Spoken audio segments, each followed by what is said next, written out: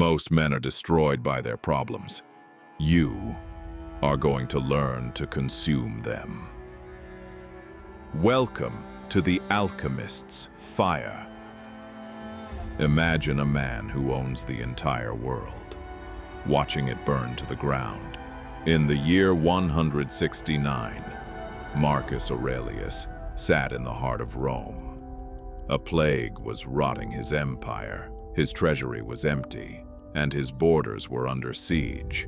At the 42nd mark of this training, you will understand why he didn't panic. He didn't ask, "Why me?" He didn't curse his fate. He looked at the chaos and realized a brutal truth. The fire that consumes the weak only makes the strong brighter. He sold the golden statues of his own palace to fund the defense of his people. He turned a personal tragedy into an imperial victory. He called this Amor Fati, the love of fate, not the tolerance of fate, the love of it. Because the obstacle isn't in the way, the obstacle is the way. Today, we stop surviving, we start transmuting. Why are you so reactive? It's because you've been sold a lie. You've been told that life should be easy, that the path should be smooth, and that every struggle is a mistake. This is the victim mindset. And in 2026, it is a death sentence for your potential. Every time you complain about the traffic, the economy, or a difficult boss, you are throwing water on your own forge. You are choosing to stay soft. A cold forge produces nothing without the heat. The iron cannot be shaped. When you say, "This shouldn't be happening," you are leaking power. You are a prisoner of your own expectations. The Amor Fati protocol is the ultimate act of rebellion. It is the realization that whatever is in front of you, no matter how painful, is exactly the fuel you need to reach the next level. If you hate your fate, the world owns you. If you love your fate, you own the world. Let's get to work. You are not a spectator of fate. You are a participant in the experiment.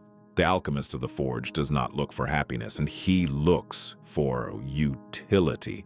To apply this to your life, you must execute the process of theological dissection. Every event that enters your orbit must first be broken down by the filter of your judgment. You split the event into two pieces. First, the objective fact, the job loss, the diagnosis, the insult. These things have no moral value. They are not bad. They are just raw data. Second, your narrative. This is the story you tell yourself about the fact. This is the lead. This is where you insert the poison of victimhood, the panic, the anger, and the why me. Most men immediately poison themselves with their own narrative.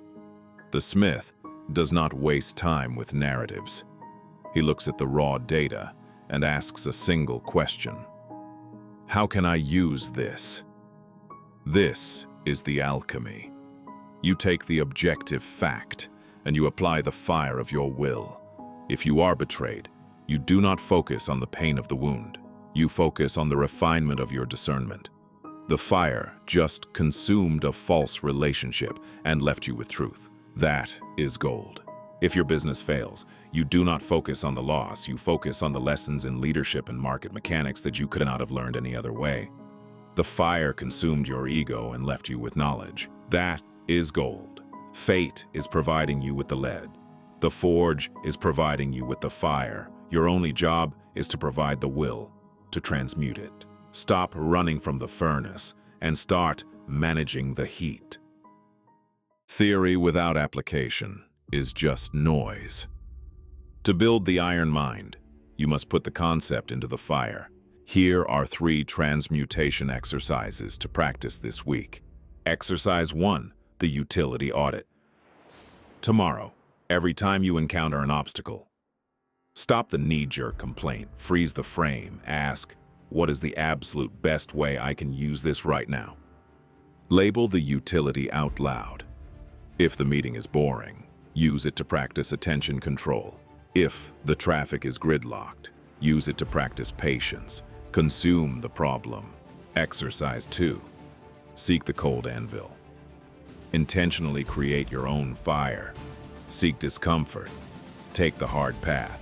If you are tired, work out anyway. If you are stressed, sit in the silence and audit your thoughts instead of scrolling.